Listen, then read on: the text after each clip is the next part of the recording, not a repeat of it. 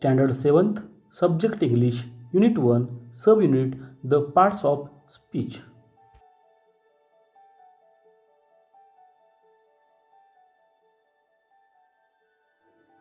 Hi students, today we are going to learn the poem The Parts of Speech.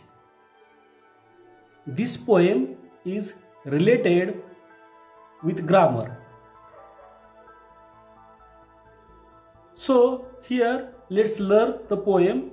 Every name is called a noun as field and fountain, street and town. You know that there are 8 parts of speech and the first part of speech is the noun. Then what is the definition of noun? The definition of noun is the name of person, animal, place or thing is called noun. Here in this poem, field and fountain, street and town means field, fountain, street and town are nouns. So every name is called a noun. The name of everything is called noun. Now next lines, in place of noun the pronoun stand as he and she can clap their hands. Second part of speech is pronoun. And what is the definition of pronoun? A word which stands for noun is called pronoun. First person singular pronoun is I. First person plural pronoun is we. Second person singular pronoun is you and second person plural pronoun is you again. Then third person singular pronouns are he, she, it and third person plural pronoun is they. So these are types of pronouns. Here what is said, in place of noun the pronoun stand means it's stands for noun. Here are 2 examples. He and she can clap their hands means he and she are the examples of pronoun. Now next lines, the adjective describe a thing as magic wand or bridal ring. Now the third part of speech is adjective. And what is the definition of adjective? The definition of adjective is that a word which describes noun or pronoun is called adjective. Here in these lines, as magic wand or bridal ring. Magic wand. The word magic is described wand and the word bridal describe ring. Wand means the stick, magic stick which is used by the fairy. And you know the ring, bridal ring. So magic and bridal are 2 examples of. Now we will learn the next stanzas. The verb means action, something done. The to read and write, to jump and run. The fourth part of speech is verb. And what is the definition of verb? The definition of verb is the word which shows the action is called verb. Means with the help of the word verb we understand the action. Here read and write, jump and run. These are the examples of verb. There are so many verbs in English language. Here read, write, jump and run are few examples of verbs. Now next lines, how things are done the adverbs tell as quickly, slowly, badly, well. How things are done the adverbs tell. This is the of speech. And what is the definition of adverb in grammar? The definition of adverb is a word which give more information about verb. A word which give more information about verb is called adverb. Here 4 examples are given: quickly, slowly, badly, well. How things are done means actions, means verbs. So here adverbs tell more about the verbs.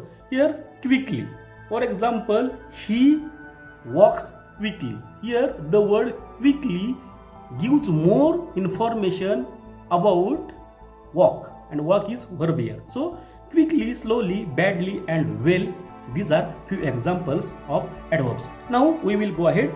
The preposition shows relation as in the street or at the station. Now what is the definition of preposition? The definition of preposition is word or phrase that comes before noun or pronoun to show place, time, or direction. Preposition comes before noun and pronoun and show place, time, or direction. Here, as in the street, here the word in shows us place, and second word at the station, at, shows direction. So in and at are the examples of preposition here in this poem. Okay, now next lines. Conjunctions join in many ways sentences, words, or phrase and phrase. What is the definition of conjunction? Conjunction is a word or phrase which joins two words or two sentences. Here, conjunction join in many ways. It joins words, it joins phrase, it joins sentences. Here two examples are given, or and. For example, do or die. For example, do or die. Here two actions are joined by the word or, so or is conjunction here. I went to school and I studied. Here I went to school is one sentence and I studied is second sentence, and these two sentences are joined by the word and. So here and is conjunction. Okay. Now the last part speech is the interjection. The interjection cries out, "Hark! I need an exclamation mark." What is the definition of interjection? The definition of interjection is a word or phrase which express feelings, that is fear, happiness, which express feelings, strong feelings. So the interjection cries out hark. Hark is the example of interjection, and you know that this interjection need an exclamation mark, means after the word which indicate interjection, after that we use exclamation mark. Okay, now through poetry we learn how each of these make up the parts of speech. Through poetry, through this poem, we learn how each of these make up the parts of speech. Means with the help of this poem we have learned which are the parts of speech and what are their functions, how they work in grammar.